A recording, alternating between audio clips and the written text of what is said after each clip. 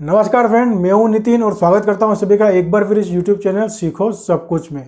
Friends, जैसा कि आपने थंबनेल में पढ़ा, आज मैं आपको बताने जा रहा हूं कि घर में रखे हुए कैश के रूप में जो भी अमाउंट होता है उससे जुड़े हुए क्या क्या नियम है, क्या शर्तें हैं और कितना अमाउंट हम अपने घर में रख सकते हैं। फ्रेंड्स, भारत में रुपया कैश के फॉर्म में घर में रखना आज से नहीं बल्कि पुराने समय से प्रचलन में है और ऐसा इसलिए किया जाता है कि किसी भी आपातकाल स्थिति यानी कि इमरजेंसी कंडीशन से बचने के लिए करी जाती है। क्योंकि फ्रेंड्स, कभी भी इमरजेंसी कंडीशन में जब भी रुपये की ज़रूरत पड़ती है तो हो सकता है कि उस समय बैंक बंद हो या फिर आपका डिजिटल ट्रांजैक्शन का जो भी जरिया है वह कहीं ना कहीं फेल हो सकता है। तो इसी तरह की स्थिति से बचने के लिए हर भारतीय अपने घर में कुछ ना कुछ अमाउंट कैश के रूप में रखता है। अब बात करते हैं कि कैश के रूप में रखे हुए अमाउंट की क्या कुछ सीमा होती है या इनकम टैक्स डिपार्टमेंट की तरफ से कोई बाध्यता होती है। तो जी नहीं फ्रेंड्स, ऐसी कोई भी बाध्यता या कोई लिमिट इनकम टैक्स डिपार्टमेंट की तरफ से तय नहीं करी गई है। आप जितना चाहें उतना कैश आपके घर में रख सकते हैं, लेकिन इससे जुड़े हुए नियम और रूल्स रेगुलेशन आपको फॉलो करना होते हैं। अब फ्रेंड्स, बात करते हैं कि क्या नियम और क्या रूल्स रेगुलेशन है। तो फ्रेंड्स, सबसे पहले आप घर में जो भी अमाउंट कैश के फॉर्म में रख रहे हैं तो आपको उससे जुड़े हुए सारे डॉक्यूमेंट्स आपके पास होना चाहिए।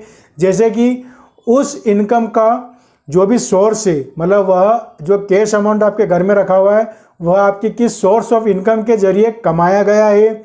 इसके अलावा जो भी कैश आपके घर में है उस पर आपने कितना टैक्स पे किया है, ये भी जब आप ITR फाइल करते हैं उसमें भी इसका डिक्लेरेशन आपकी तरफ से दिया होना चाहिए।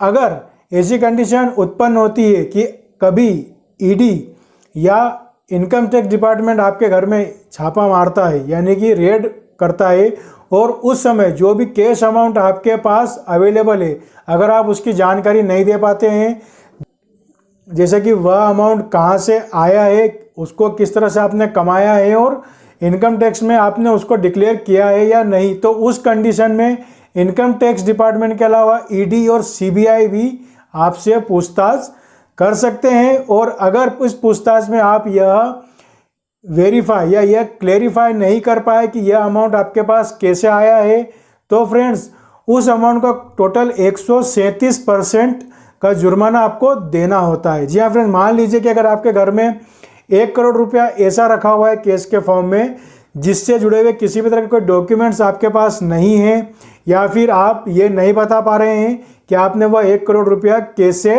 कमाया है, तो इस कंडीशन में आपको वह 1 करोड़ रुपया तो फाइन होगा ही होगा, उसके अलावा 37 लाख रुपए और आपको अपनी जेब से देना पड़ेंगे। तो टोटल 137% का जुर्माना इस कंडीशन में लगाया जाता है। तो फ्रेंड, वैसे भी हम देखते हैं प्रिंट मीडिया या डिजिटल मीडिया में आए दिन ऐसी बहुत सारी खबर आती है कि ED ने छापे में 50 करोड़ रुपए का गबन का मामला सामने आया है या ED के छापे में 50 करोड़ रुपए मिले।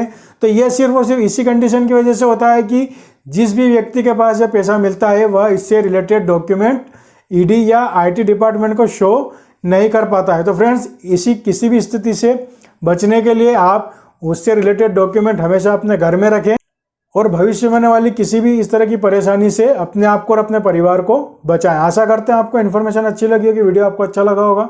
अगर इन्फॉर्मेशन अच्छी लगी तो वीडियो को लाइक करना ना भूलें और अगर अभी तक आपने हमारे चैनल को सब्सक्राइब नहीं किया है फ्रेंड्स तो लाल बटन पर क्लिक करके हमारे चैनल को सब्सक्राइब कर लीजिएगा और बेल आइकन पर क्लिक करना ना भूलें। मिलते हैं अगले वीडियो में। धन्यवाद।